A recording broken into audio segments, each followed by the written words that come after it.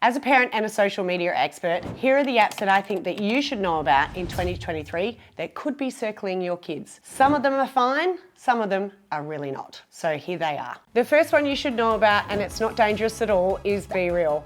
So that app is essentially a photo taking app, and it gives a notification to your phone where you have 2 minutes to take a photo of where you are at that current time. So it takes a photo from your front camera and your back camera at the same time and sends that photo once you send it through to all of your friends, or it can be sent to public. So with BeReal, there is no filters, there is no editing.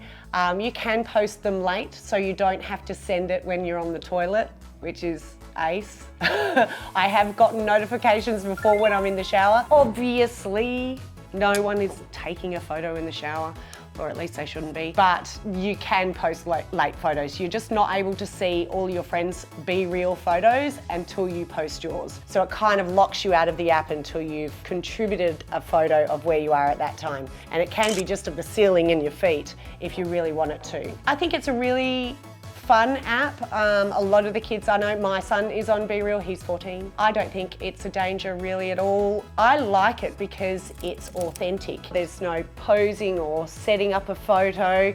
You can to a degree, but there's no filters and there's no ability to upload images. So it's really as you are. And I think that's really good considering a lot of the social media has so much editing ability within it, and it really distorts what our kids see is normal. So I kind of really like it. I mean, like with all apps, there is the opportunity for messaging, and they can be posting photos publicly if they select it. But generally, I'm finding, in certainly the kids that are surrounding me at the moment, they're keeping it really just to their friendship groups. As with most apps, just be aware of the location tag, because you can set a location tag, or you can switch it off. So that would be my recommendation. Not one you should be worried about, but maybe get on there so you have something to talk to your kids about and understand a little bit more about how it works. It's always my recommendation. The second app that you should know about as a parent that may be circling your teens or tweens at the moment is not actually an app. It is a website. It's called Omegle, and it's really quite gross. So what the premise is on that one is they log on, a person logs on, and you are literally, it's a roulette, and you're just matched with anyone from around the world. 8 times out of 10, like, I know stats make them up, but a lot of times that person can be naked, showing the lower part of their body with no clothes on. Essentially, it is a moving dick pic. I think that you have to be aware of this one and have a conversation with your kids, because these days, it's not if your kids see a dick pic, it's when. Having that conversation with your kids and having the ability to be able to know what's happening, because you don't have eyes on your kids all the time. And certainly having discussions with my kids where they got exposed to this website in particular was at, for my older son, it was at a sleepover. It was a bit of a fun game. They didn't really take it serious, but it is particularly insidious for kids who are a bit vulnerable. My kids just thought it was funny to see an old man's bits. We have quite open conversations about that in our household, and we were able to kind of have a chat about that. But it is something you should be aware of, because you can't completely lock your kids out of that, because unless you want to keep them in the house and give them no access to any kind of computer devices at all, they can deliberately or accidentally get onto that website and see something that perhaps is a bit shocking. So have those conversations with your kids, be aware of it. It's called Omegle, and yeah, it's a gross one. There's really no positives about the one, and we just need the government to shut it down. The third app I think parents should know about for 2023 is one that's also been around for a little while, but like with all apps, sometimes they have upswings and sometimes they have downswing. This one's on an upswing again. It's Discord. Discord is an app that is a communications app. It's used for a lot of kids that like to do gaming. They run it to the side of their gaming console, either on their phone or their iPad generally, so that they can communicate with their friends who are also playing the game with them. So the games it's most commonly used with is Fortnite, Minecraft, Among Us. Like with any chat-based app, there is inherent dangers that they'll get into a group or a chat with strangers.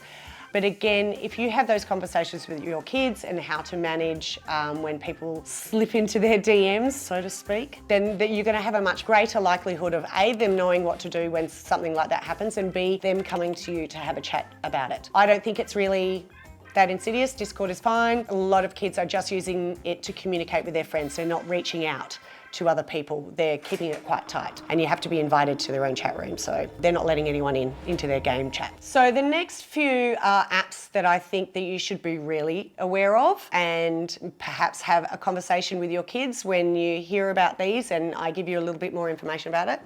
So the first one is Telegram. Telegram is very popular in Australia at the moment, and it is known as the marketplace for buying and selling drugs. I'm talking Dexies, E's, pot, coke, anything. A lot of kids are buying vapes through this app as well. It's an encrypted app where you can message. Essentially, all the kids have to do is download the app and then be vouched for. So you have to get, I think it's between 7 or 10 people to vouch for you, which with kids, teens and tweens, it's very easy for them to get 10 friends to vouch for them. And that's all that's required to gain access to people selling drugs and for them to buy drugs. So obviously this one is bad news Barney, and if that is on your children's phone, then you need to have a solid conversation, because Telegram, there are plenty of other messaging apps they could be using, Snapchat, just a text message, Messenger, which is very old and uncool, but they can be using those for messaging. So they don't need Telegram, and if Telegram is on their phone or on their iPad, then there are some serious conversations that need to happen in your household. Yeah, get onto that one. Another, it's not strictly an app. What they are designed to do is they're vaults where the kids can hide apps such as Telegram, or hide messages, hide photos and hide videos within these apps. And they're made to look like pretty generic things on a phone. So like a calculator or like a photo editing app. So things that are made to look innocent, but they're actually vaults. They're names like Hide It Pro, Keep a Chat, Vault, or even just check the calculators on your kid's phone, because one of them is actually designed, it's called Calculator Plus. It's designed to look like a calculator, but it's where they hide things that they don't want you to see. So have a chat to your kids and have a look at their phone. I'm not trying to scare you, but at the same time, it's good to know. Being aware and being informed is what's going to keep you and your kids in open communication channels. So have those chats and be aware are the two weapons in your arsenal. So the last app I want to talk about has only been brought to my attention recently. Even I didn't know about this one about a week ago, but it is on the rise, and having done some research about it, it's not good. So the app is called Mascot, and it is a role-playing app. So it is particularly popular with young girls, probably from the ages of 10, where they get on and they literally play a role. It seems, certainly from the research that I've done so far, that these role-playing conversations get quite freaky quite quickly. I'm talking rubbing the inner thigh and unbuttoning my blouse, and very like 1980s soft porn book writing. And this is coming from girls, and whoever it is, you don't know who the other person is. It's kind of like the messaging and role-playing version of Omegle. So it's really gross, and you don't know who you're being paired with. It may look like, on paper, a 12-year-old boy, but really could be someone else. Highly recommend having a chat, particularly to young girls, if you have a young girl in your household, because this one seems to be particularly, I think from the role-playing aspect, seems to be particularly popular with the young girls at the moment. So definitely having a chat with your kids about that one, and getting it off their phone if it is on their phone.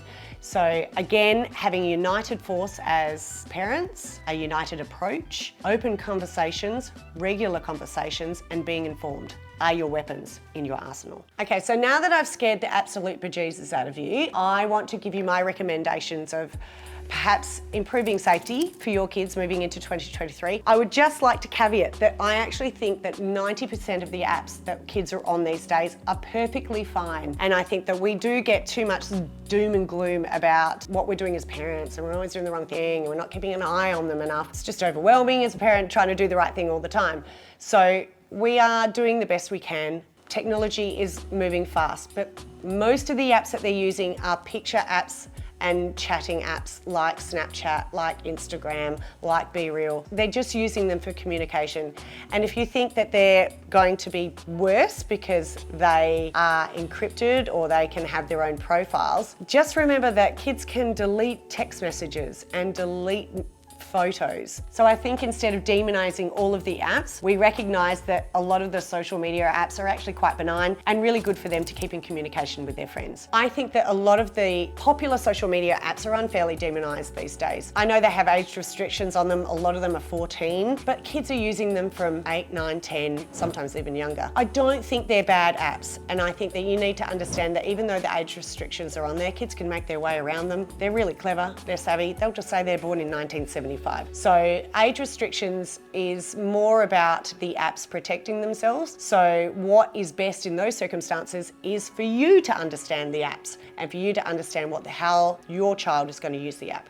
And that way you can have a better understanding and a better conversation with them about it, and therefore everything is out and in the open. Also, you need to have a reality check about location settings. A lot of people, again, demonize location settings and want to turn it off, and they don't want their kids tracked, and they don't want people to be able to find their kids. If you turn location settings off, your kids are going to turn it back on, because that is how they communicate with their friends. They don't call people anymore and find out if everyone's just down at the local shop. They just look at Snap and see where the heat maps are. I think that everyone needs to take a big deep breath about location settings and just teach your kids some really good strategies about sharing their location settings with certain people. So you can set it so they only share their location with their friends, and they should really only be making friends and engaging and connecting with people in those apps if they've met them in real life. So have that conversation with them as well.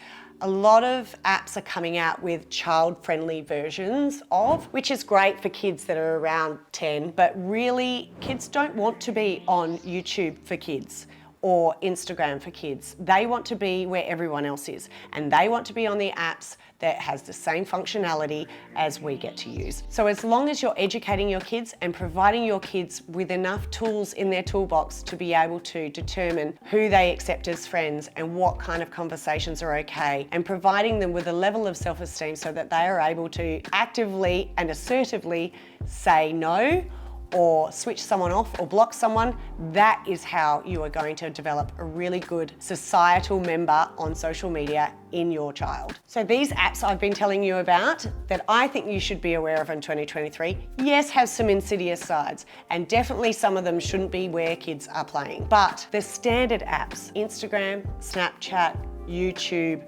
BeReal, no kids on Facebook now, but those kind of apps are relatively benign and they're where the kids want to be. So I think as a parent, the best thing you can do is have conversations with your kids regularly about this sort of stuff and educate yourself. Be on the apps yourself so that you understand how they work and you have some commonality with your child to have a chat with them about it. In my future videos, I'll be talking a lot about kids in social media. I'll also be talking a lot about small business in social media and how you can use social media to leverage your small business and how you can protect yourself and your business in using different social media platforms. I'll also be talking a little bit about my entrepreneurial journey and the things that I've learned along the way. So please stay tuned, and if you have any questions at all, particularly about any of the apps I mentioned today or some questions about your kids in social media, please hit me up in the comments below.